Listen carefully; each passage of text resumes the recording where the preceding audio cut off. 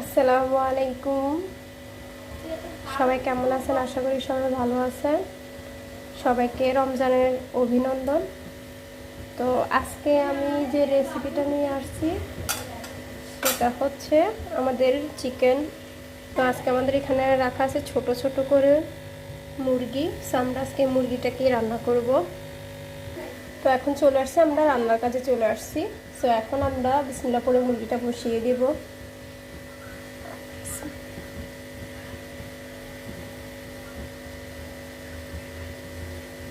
আসলে এই রেসিপিটা হচ্ছে আমার সকল বন্ধুদের জন্য। এই রেসিপিটা আমার পেজে যারা যারা আছে তারা অনেকে রান্না করতে পারে না, সো তাদের জন্য। কয়েকদিন আগে একটা ভিডিও ছাড়লাম।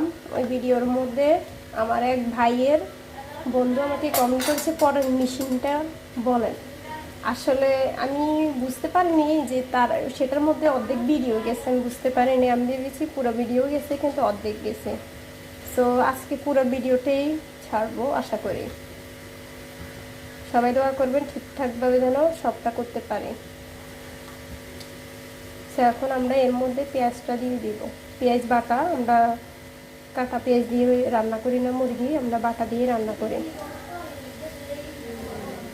বিসমিল্লাহ।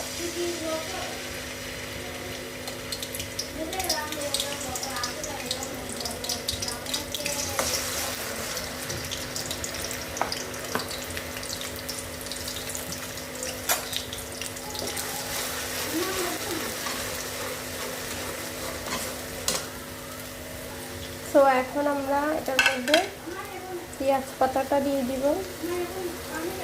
এর মধ্যে এটা হচ্ছে দারচিনি, এটা হচ্ছে লং, আর দুটো এলাচ দিব। বেশি দিব না, তাহলে এটা স্মেলটা বেশি হয়ে যাবে। এবার এর মধ্যে আমরা লবণটা দিয়ে দিব পরিমাণ মতো।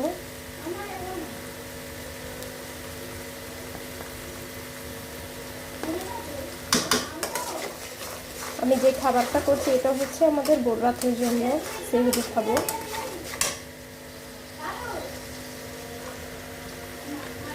এর মধ্যে আমি রসুন কুচি হালকা দিয়ে দিলাম, এটা না দিলেও চলবে, আসলে আমার ছিল তাই আমি দিয়ে দিলাম।